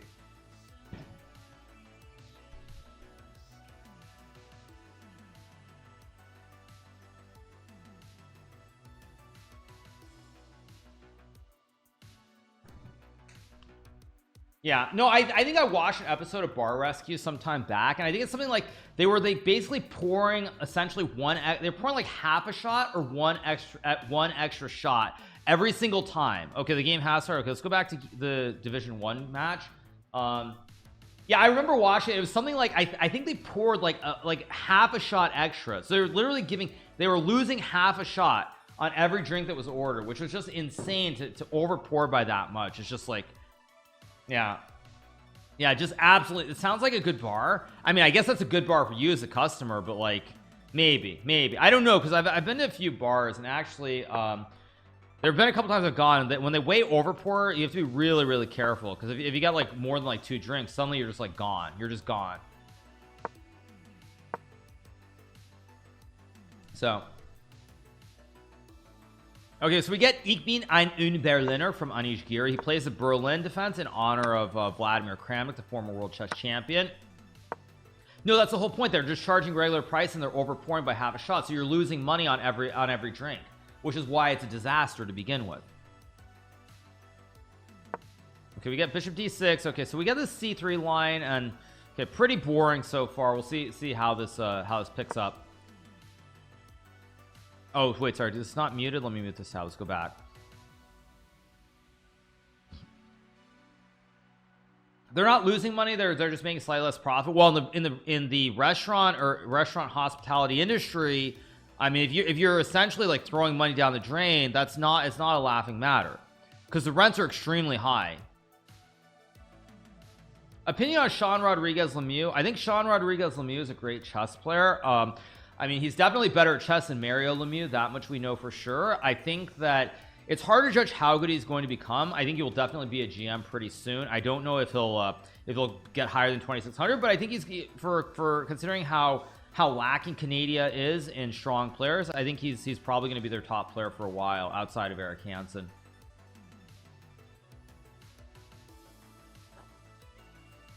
Okay, so Bishop D6 here, waiting for a move. I mean, Sean's game yesterday against Hans Niemann was pretty good. I thought he played a very good game to draw Hans. So it was pretty good stuff to see. Okay, let's see what Nepo does. Waiting for a move here. Yeah, Eric is still probably the best Canadian player, but Eric never plays, of course, because Eric is a streamer too. He's smart. He'd rather stream and chill and enjoy life than waste time playing chess professionally. I mean, that's just a bad idea in general. The score is currently half. They drew their first game, you guys. So, all right, let's see what we get here from Nepo. I assume he'll either castle or play knight d2. He goes for knight d2 here to go knight c4. So, yeah. Hands knee man. Yes, hands knee man. Exactly, yes.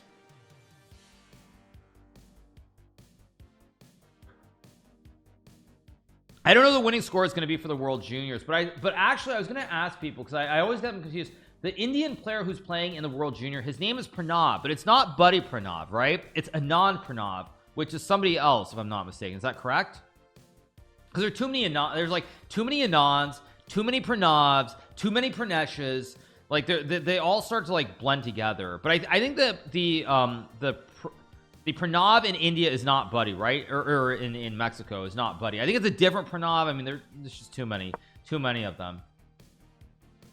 Yeah. So we get bishop e6 here. Probably castles and rook e1. Probably castles and rook e1. Aren't you any thankful for pro chess? I mean, at the end is what made me. Oh, of course I'm being somewhat sarcastic. I mean, obviously I'm always going to love professional chess to some degree, but what I really hope is that there will be more money in professional chess. That's what I hope. I hope that professional players can make money on par with what content creators make. Just to be blunt, that's my future hope. Long after I'm gone, I hope that people who are playing these top tournaments can make the same money that's on par or comparable to what content creators make. Because right now it's not even remotely close. It's not close at all. And considering how hard, the Dubovs of the world, the Dubovs of the world, the Dudas of the world, the what's another example of someone I'm trying to think of another like top player who's had a long career, like yeah, if that happens, Max will be rich. I don't know. No, what? Oh, you're right, they are showing this one, right? Yeah, you're right. I can pull up the webcams. I forgot that for this one they are showing. Yeah, you're right, I forgot. This one I can do actually, because this is division 1, right? One second, let me change the scene. There we go. Okay, here we go. All right, let me adjust the cam. There we go. Yeah, for this one we can have the cam. Actually, I forgot about that. So yeah, for all these matches we can have a cam. Okay, there we go. There we go. All right, perfect. Okay, here we go. Yeah, much better, you guys. Much better. Yeah.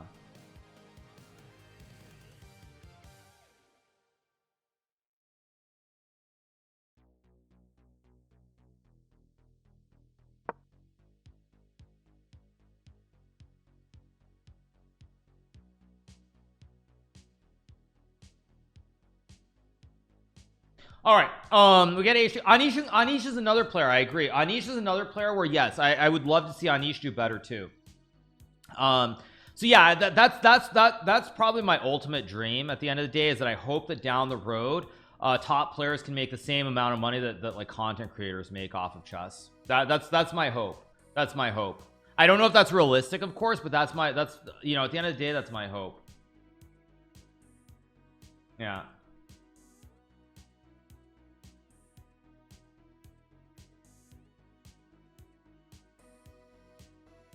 That's definitely my hope.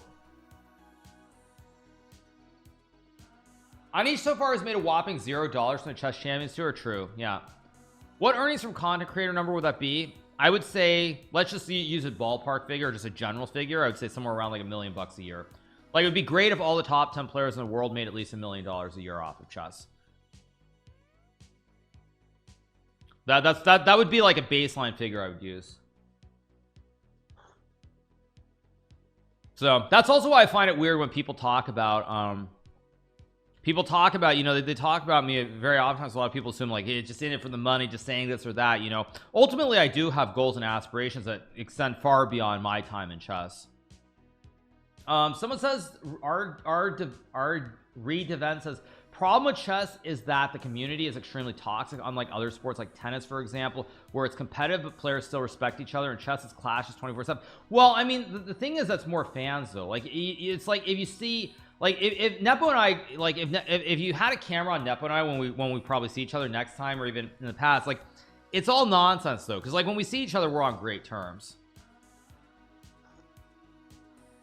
So yeah, I mean, a lot of it is like created by the community. I think the community is a big impediment. I mean, jokes aside, I think the toxicity within the community is a huge problem. Actually, I do think it's true.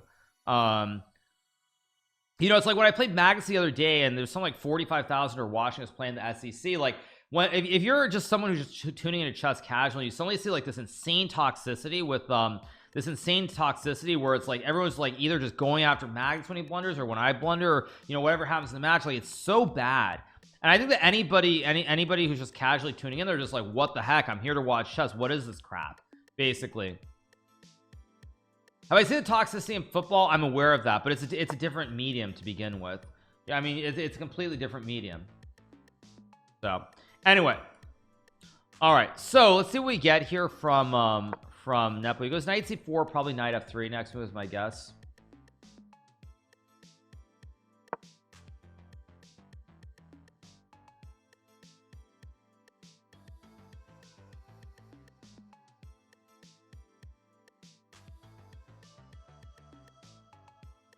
So yeah, all right, we have knight d7 being played here. Let's see what Nepo does. Queen c2 or knight f3.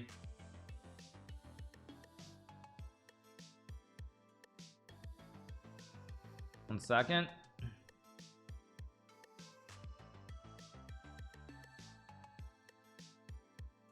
All right, waiting for another move here from Nepo.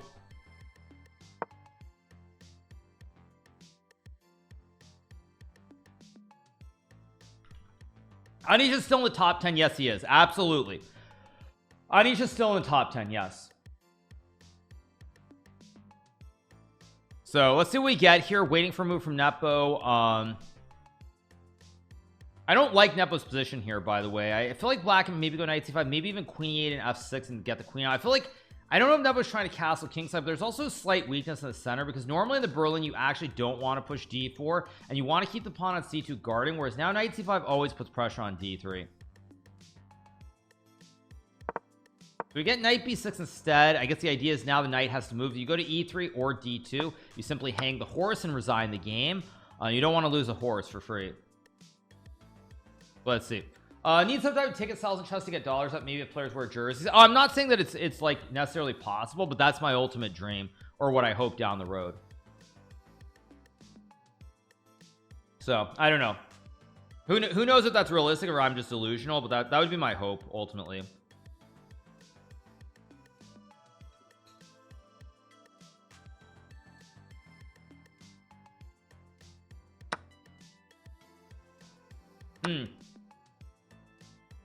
I guess f4, excuse me, f4 here, but I'm not enthused. Even this position, I feel like black should be okay. Maybe white's better here, but I'm not super enthused by this at any rate. What are my hopes and dreams? That eventually pro chess pros will make as much as like content creators. That's my hope. It's probably not realistic, but that's the hope.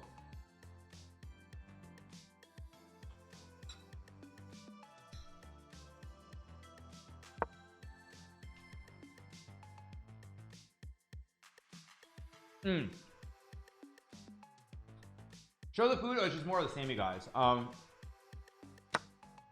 There's just some meat there. You see there's like rice, there's some meat, and it's the rice with the burberries. Again, burberries, I don't know exactly what the flavor is, but yeah, yummy. Yes, yeah.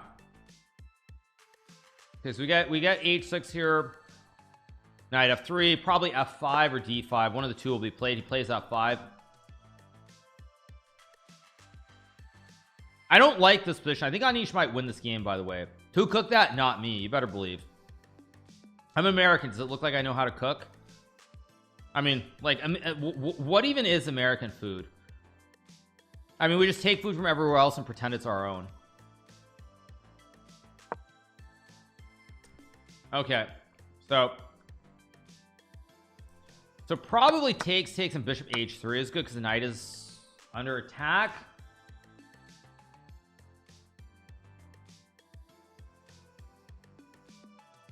So let's see.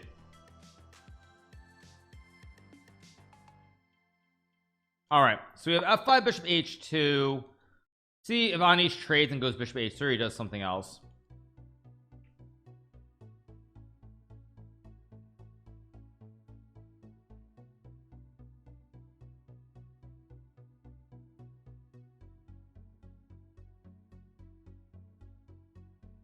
Native American food is American, exactly. Yeah.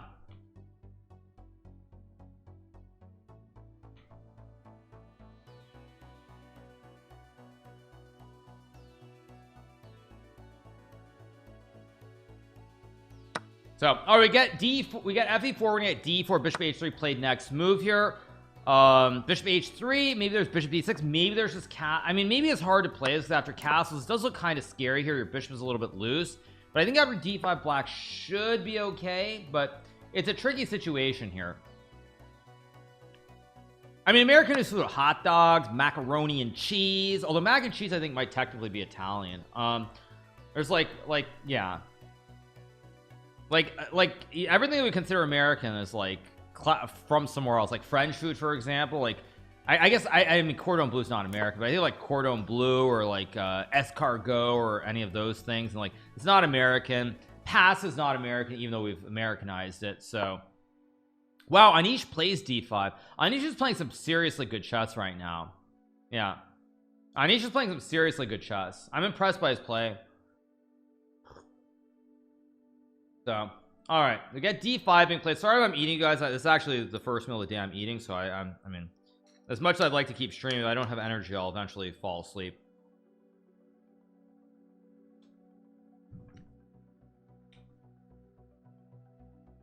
Can I start playing poker, please?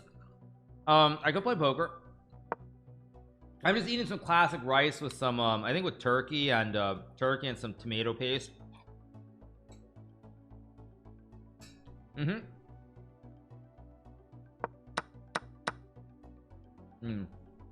Maybe not.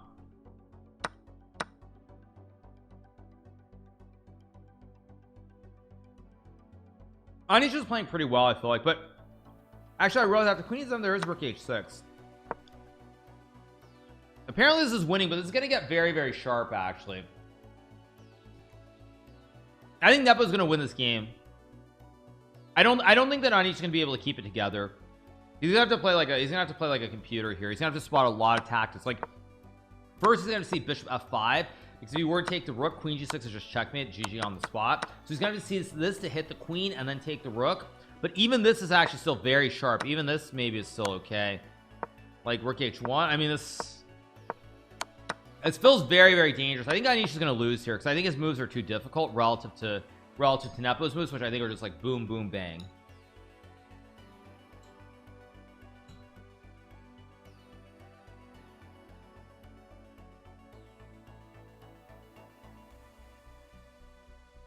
Like even for example here takes, or might be rook h6. Oh no, there's queen g5 I guess, but this looks very scary here. This looks very scary. I'm not sure Anish is going to survive this.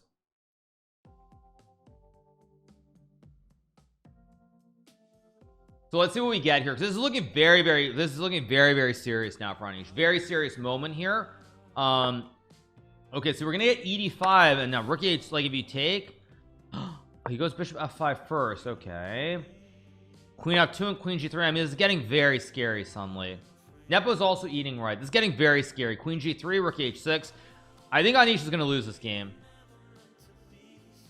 Let me refresh and we get queen f2. Yeah, Anish is gonna have to use like 5 or 6 minutes on the next 2 to 3 moves.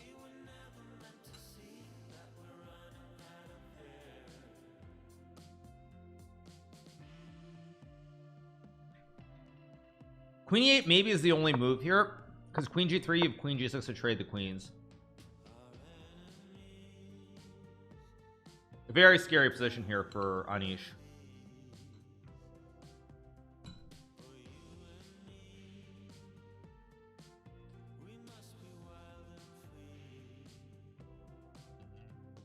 Why is Jan head bopping? Bro thinks he's Hikaru. Yeah, Jan is head bopping because he's feeling the rhythm of the attack. He's feeling an attack coming here. He's got a great wooden shield in the middle of the board. He's feeling the attack with Queen G3, Rook H6. Yeah, Nepo is starting to feel the rhythm here.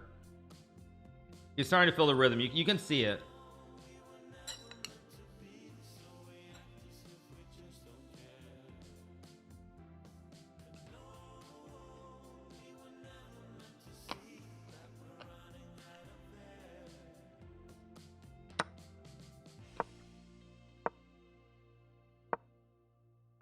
Like, even this looks horribly scary for black.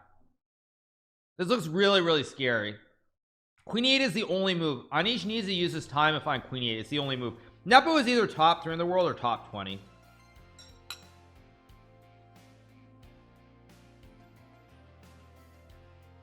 Yeah, Nepo is either top 3, he's like great, or he's absolutely horrible. I'm just eating my classic like Jaresh Polo basically.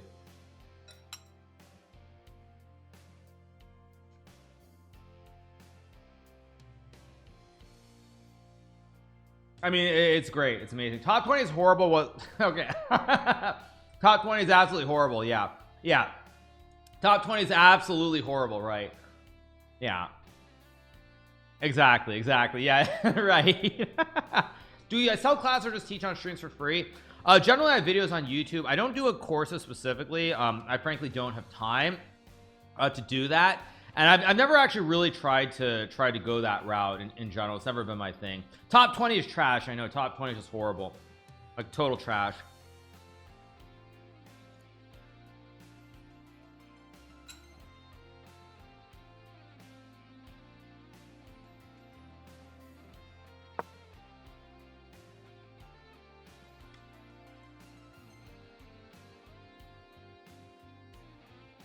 So Anish finds Queen E8 only move. Again, feels so scary to play here. Question is, can Anish, or not Anish, can Nepo actually like sit on his hands and use time here to find the best moves?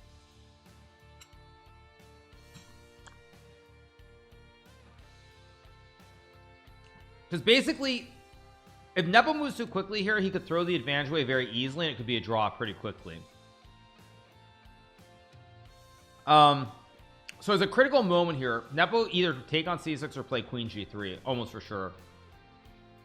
D6 looks kind of weird. He's going to take on c6 or play Queen G3. One of those two moves will be played here, without a doubt. Just a question of which one.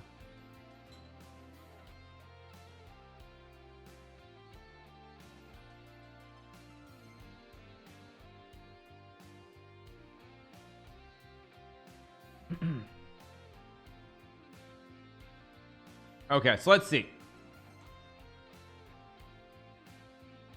Let's see what we get here. We're waiting for a move.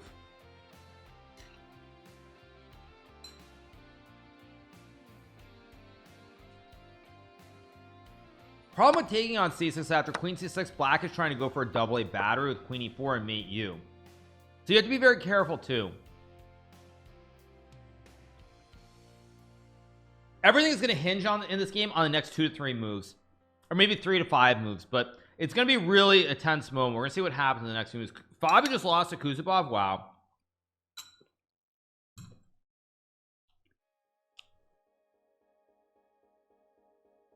Fabi lost game 1 to Kuzubov. Okay, so Fabi is white in game 2, so a chance to come back maybe.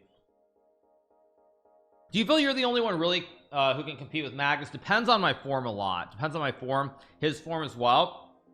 But I would say in general, the problem is like most other players, it's not that they can't compete with Magnus, but they have a mental block when they play him. I mean, almost everybody does, to be fair, but I think I have much less of a mental block than a lot of the other players.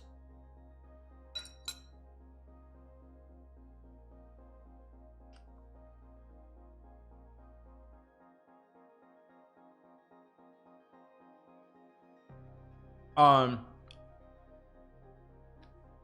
don't think they would. Well, no one's gonna openly say that, but it's true. I mean, it's openly true. Like, you see blunders that people make against him that they never make against anybody else, for example, and that is like directly attributable to feeling pressure and being nervous and everything else.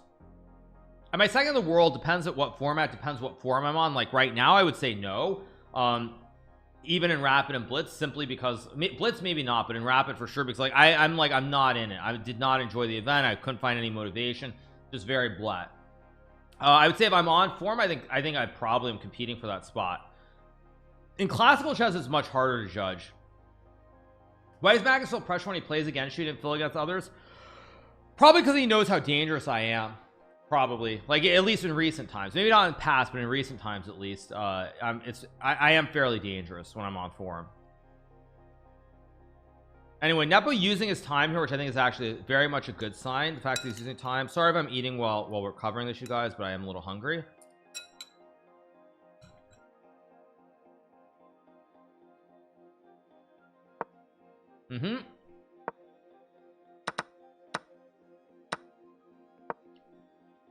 Bishop e4. Now the advantage is almost completely gone, by the way. Like, I guess you have knight d2. Tricky moments here, still very tricky. Next few moves will be very critical. On each plays 2-3 good moves, he'll draw easily. If he doesn't, he will not draw.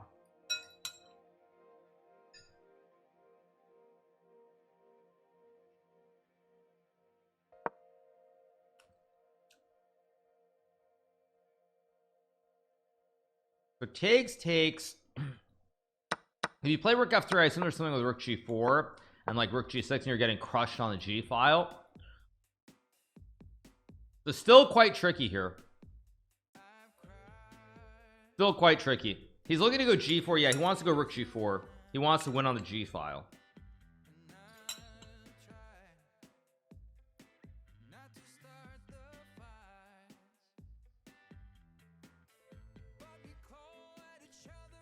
Is there any event where you have pair chess like you and Magnus? Yeah, there are various tandem things, but there's no official event.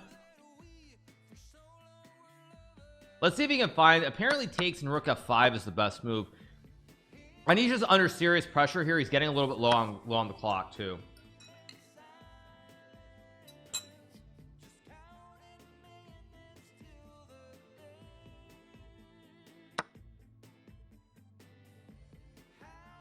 Rook f5, the only move here I think that saves the game.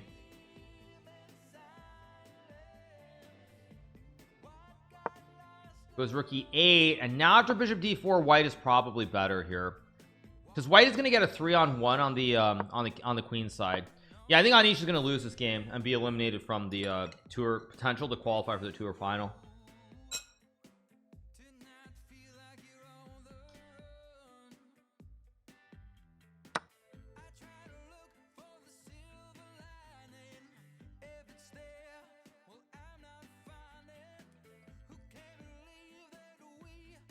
I am qualified for the finals. Yes, you guys.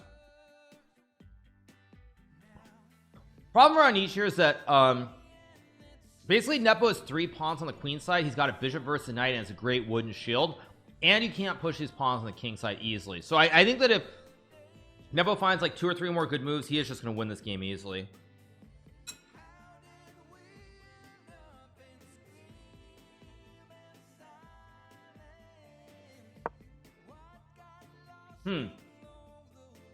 Apparently mistakes with c5 won't happen.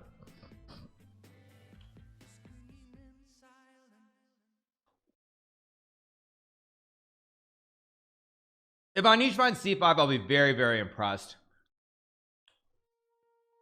It's the only move apparently that's still keeping it together.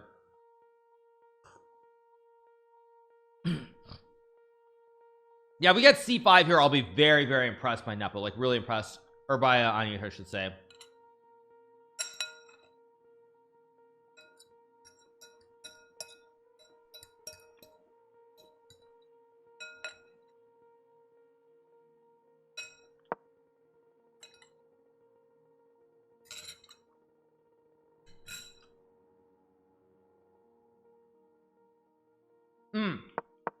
What c5 does is if white takes the bishop, you have king f7, and if bishop c5, you have rook e2, and you're trying to ice or ladder your opponent here, and it gets very, very sharp suddenly after rook e2.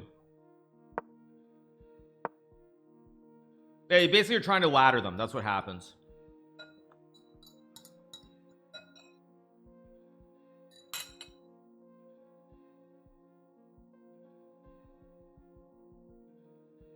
Okay, let's see what Nepo does here. Food break done, back to the game.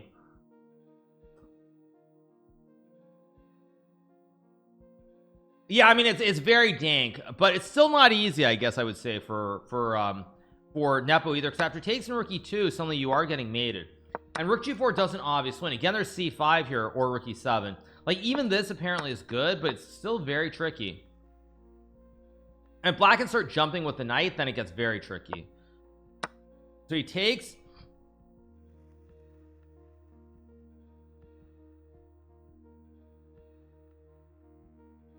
Apparently c5 is a draw again. I don't know why. Check. Oh, you have king f7 to break the pin, and now white can't save the. Oh wow. Oh wow. See, oh, that is so dank. King f7, that is insane. That is absolutely ridiculous. King f7 is just nuts. That's crazy.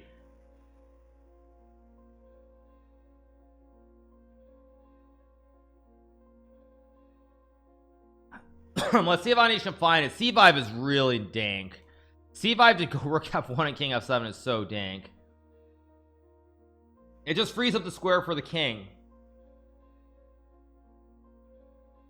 I think he might find it, by the way. He's using enough time here that I think he might find it. Goes knight d7. Not a bad move either, by the way, because now there's c5 to kick the bishop, and white can't ever take the pawn because you lose the rook, and if you move the rook back, there's c5 again. Actually, knight d7 is not a bad move. It's a pretty good move as well. Isn't Anish in time trouble? Sure, but I mean, you're playing Nepo. You're always going to be in time trouble. Yeah, but rook h5, I think there's c5 again, and like this one again, this is just well, maybe it's not a draw. You have rook g1, rook b7. Should be a draw, I think. Should be a draw. This should be a draw.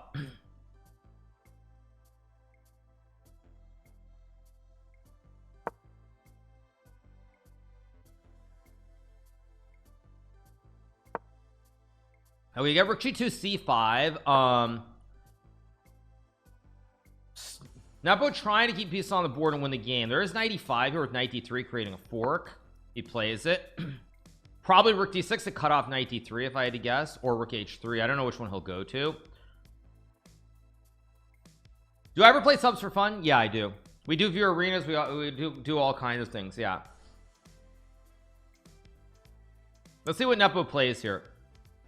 Nepo's still way up on clock though. Now the thing is, if you go rook d6, so maybe there's even c4 knight d3 or the bastion with the knight and the pawn. Still quite tricky. Still quite tricky here.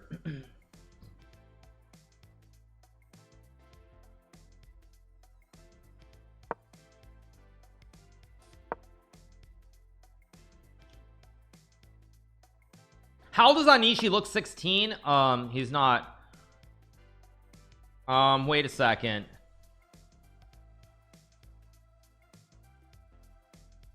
He's gonna make a check. I don't know which check he's gonna play, but one of these two checks should be played here.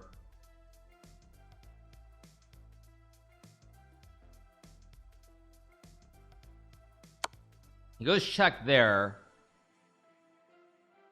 Now I'm confused. Rook b8 was apparently better, except knight e1 rook g4 you have check and rook b2 or something.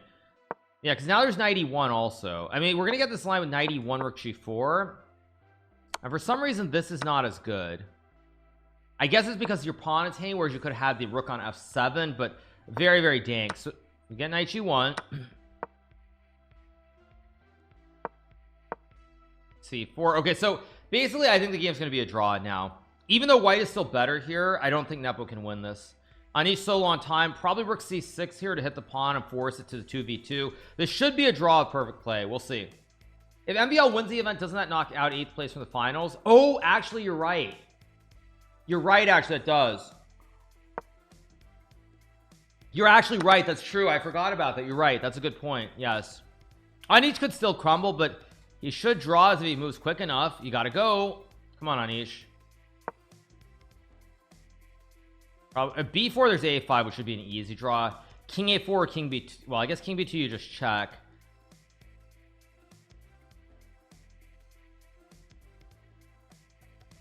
King a4 rook e2 b4 maybe is still playable. Tricky moments. Still very tricky. Wrong rook, what a new, but Anish was low on time, you have to be fair. Rook g4,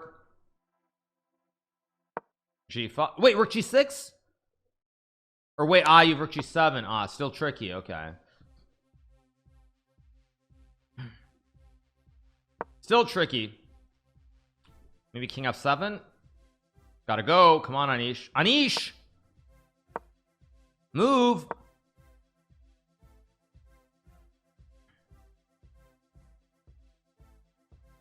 I mean, Magnus S is the wrong word because Nepo has not necessarily played this great, but Anish is just too slow. He's just gonna lose this game. I think it's a time Anish, because basically he's gonna get c4 c5. He's just gonna blitz out. He's just gonna blitz him. Maybe rook g7, c6 or b5 or king. I mean, everything's good here for white. Apparently rook d6 is winning. Yeah, Anish is just too slow.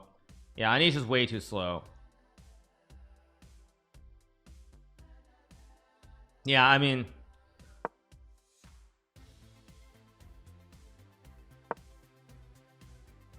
rook c1, but now king b5, and I think rook c4 isn't coming. Rook g8, maybe rook g8, rook g8. You trade and go rook c4, gg. In fact, the problem is it's the only move. Yeah, rook c4. Yeah, that's just it. King c5 and then c7. Yeah, it's just over. Yeah, king b6. Yeah, it's just all over. Takes or king b7. Poor Anish. Anish is eliminated from the tour. He will not be playing in the finals. Nepo wins and he moves on to play Maxime in the finals of the losers bracket. Would I have easily drawn that? I don't think anyone would have easily drawn it at this point.